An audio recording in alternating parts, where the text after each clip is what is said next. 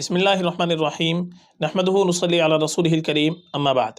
محترم ناظرین کرام، ایک صاحبہ ہیں ہدایت، ان کا سوال ہے: السلام علیکم مفتی صاحب، اسارم اور اسامہ نیم کا مطلب بتا دیجئے پلیز۔ وعلیکم السلام ورحمۃ اللہ وبرکاتہ۔ دیکھیے، پہلا نام آپ نے اس میں پوچھا ہے اسارم، یہ تلفظ ہم اس کا آپ کو بتلا دیتے ہیں۔ یہ آپ نے اسارم تلفظ لکھا ہے، اسارم نہیں ہوتا، اس کا صحیح تلفظ آتا ہے اسیرم۔ یہ سواد کے ساتھ لفظ آتا ہے اور حمزہ کے ساتھ میں اسیرم۔ اسیرم یہ ایک صحابی کا لقب گزرا ہے جن کا اصل نام تھا عمرو بن ثابت رضی اللہ تعالیٰ عنہ، اور یہ غزوہ احد میں شہید ہو گئے تھے۔ تو عمرو بن ثابت رضی اللہ تعالیٰ عنہ کا لقب تھا اسیرم۔ اسیرم کے معنی آتے ہیں تیز کاٹ دار تلوار، یعنی جو کاٹنے والی، تیز کاٹنے والی تلوار ہوتی ہے اس کو کہتے ہیں اسیرم۔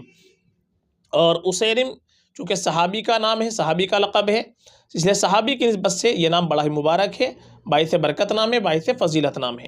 تو اسیرم نام بالکل آپ رکھ سکتی ہیں، معنی کے اعتبار سے اور نسبت کے اعتبار سے بہت ہی مبارک نام ہے، بہترین نام ہے، بالکل رکھا جا سکتا ہے۔ دوسرا نام آپ نے اس میں پوچھا ہے اسامہ۔ اسامہ اس کے معنی آتے ہیں شیر، بہادر۔ اور اسامہ یہ کئی صحابہ کرام کا نام گزرا ہے، بہت سارے صحابہ کا نام اسامہ گزرا ہے۔ تو ایک تو معنی بھی بڑے اچھے اس کے آتے ہیں، شیر کے، بہادر کے اس کے معنی آتے ہیں، تو بہادری کی صفت بہت ہی اچھی ہوتی ہے نام کے اعتبار سے۔ اور دوسرا صحابہ کا نام ہے، بہت سارے صحابہ اسامہ نام کے گزرے ہیں، تو اس نسبت سے نام بھی بہت ہی مبارک ہے، باعث فضیلت نام ہے۔ تو اسامہ نام بھی معنی اور نسبت دونوں اعتبار سے ہم بالکل رکھ سکتے ہیں، یہ بھی نام بہت اچھا ہے۔ تو آپ نے جو نام پوچھے ہیں اسیرم اور اسامہ، دونوں نام معنی اور نسبت دونوں اعتبار سے بہت ہی بہترین ہے، یہ بالکل یہ نام ہم رکھ سکتے ہیں۔ اور ماں باپ کی ذمہ داری ہے کہ اپنے بچوں کا نام ہمیشہ اچھا رکھنے کی کوشش کرنی چاہیے، یہ ماں باپ کے اوپر اولاد کا پہلا حق ہے۔